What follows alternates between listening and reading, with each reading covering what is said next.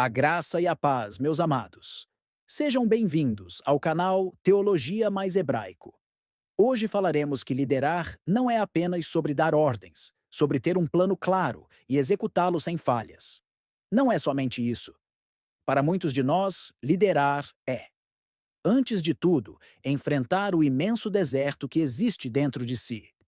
É uma jornada interna, muitas vezes solitária e cheia de dúvidas, e ninguém personifica essa jornada melhor do que Moisés. Pense comigo. Moisés, o grande libertador do povo de Israel, o homem que dividiu o Mar Vermelho. Sua história é um épico de coragem. Mas se olharmos mais de perto, para o começo de tudo, encontramos um homem paralisado pela inibição. Sua hesitação não era falta de fé em Deus, de forma alguma. Era o peso esmagador de uma angústia profunda, uma ferida que o acompanhava desde o nascimento. A angústia de quem foi abandonado, deixado à própria sorte, em um cesto nas águas do Nilo. Antes de continuarmos, eu peço que deixe seu joinha e se inscreva no nosso canal. Mesmo crescendo como um príncipe no palácio do faraó, ele carregava a sensação de não pertencer a lugar nenhum. Ele não era verdadeiramente egípcio, mas também não conhecia seu povo, os hebreus. Essa desconexão, esse não lugar, moldou sua identidade. Então, imagine a cena. Moisés, já um homem adulto, fugitivo no deserto, pastoreando ovelhas. De repente, ele se depara com uma sarça que queima, mas não se consome.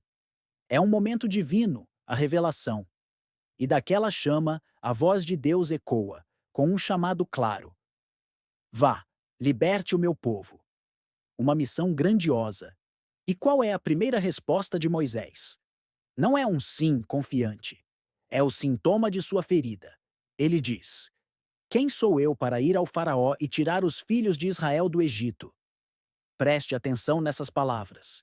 Quem sou eu? Aqui não vemos o futuro líder, mas um eu completamente fragilizado. É a síndrome do impostor em seu estado mais puro e doloroso. É a voz que sussurra em nossos ouvidos: Você não é bom o suficiente. Você é uma fraude. Quem você pensa que é para tentar isso? Moisés sentia que não tinha as credenciais, a autoridade, o direito de assumir uma tarefa tão monumental. Deus oferece garantias. Diz que estará com ele. Mas a angústia de Moisés é tão profunda que ele continua a procurar desculpas, a tentar fugir da responsabilidade. E ele faz isso através do corpo.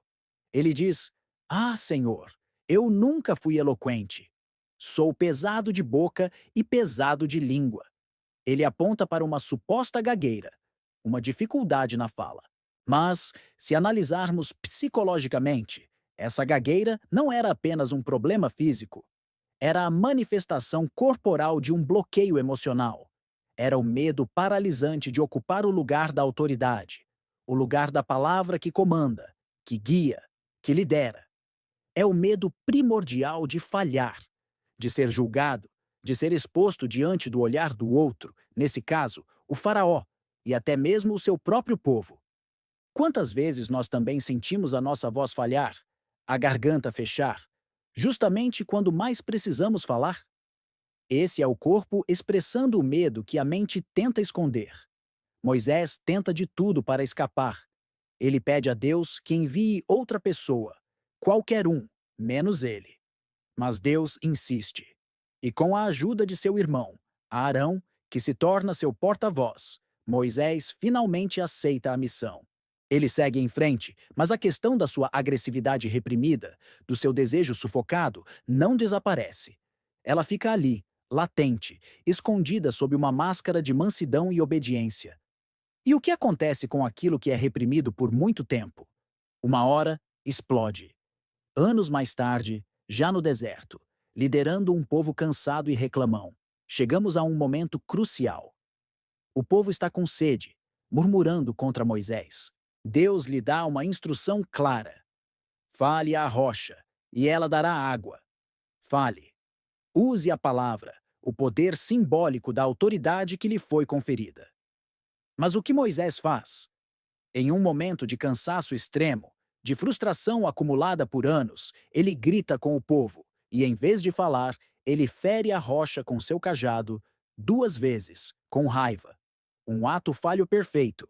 A agressividade que ele guardou por tanto tempo, desde o medo de se impor ao faraó, sob a máscara do servo manso, finalmente vem à tona. Ele não usa a palavra, o símbolo da autoridade legítima. Ele usa a força bruta, o golpe, a violência. Foi um ato que lhe custou a entrada na Terra Prometida. A história de Moisés nos mostra algo fundamental sobre a natureza humana. A inibição, aquela paralisia que sentimos, aquela sensação de não sermos capazes, muitas vezes é apenas o nosso desejo de agir que foi sufocado pelo medo. É a nossa potência represada, a nossa força contida. A hesitação não é a ausência de vontade, é a vontade em conflito com o pavor da falha. Agora, eu te convido a olhar para a sua própria vida. Onde está a sua falta de voz? Onde está a sua rocha? Pense em quantas vezes você recuou de um propósito importante, de um projeto, de uma conversa difícil, porque não se sentia pronto, bom o suficiente ou capaz. Quantas oportunidades você deixou passar por medo de ocupar o seu espaço? Essa ansiedade de performance, o medo constante de ser descoberto como uma fraude, de que alguém aponte o dedo e diga: você não deveria estar aqui. Esses são os mesmos desertos que Moisés também pisou. São as mesmas sarças ardentes que nos chamam e as mesmas desculpas que damos para não atender ao chamado. A cura para Moisés, e talvez a nossa também, não foi se tornar perfeito da noite para o dia. Ele nunca se tornou o orador mais eloquente. A cura começou quando ele aceitou que não precisava ser perfeito. Ele só precisava estar presente. Ele só precisava dar o primeiro passo, mesmo com medo, mesmo com a voz trêmula. Ele precisava aceitar a ajuda de Arão, aceitar suas próprias limitações, mas não permitir que elas o definissem ou o paralisassem para sempre. A jornada dele foi aprender a confiar que a sua presença era suficiente. Então, qual é a lição para nós? Pare de bater na rocha. Pare de transformar sua frustração e seu medo em atos de agressividade contra si mesmo ou contra os outros. Pare de se punir por não ser perfeito. Em vez disso, encontre a coragem para falar. Fale com a sua rocha. Fale com seus medos. Reconheça sua hesitação não como uma fraqueza, mas como um sinal de que algo muito importante para você está em jogo. Comece a aceitar o seu lugar no mundo, com todas as suas imperfeições e com toda a sua potência. A sua voz, mesmo que gagueje no começo, precisa ser ouvida. Obrigado por me acompanhar nesta reflexão. Se essa mensagem ressoou com você, compartilhe com alguém que também precisa ouvi-la. Deixe seu comentário contando qual é a sua rocha. E não se esqueça de se inscrever no canal para mais jornadas como esta. Até a próxima!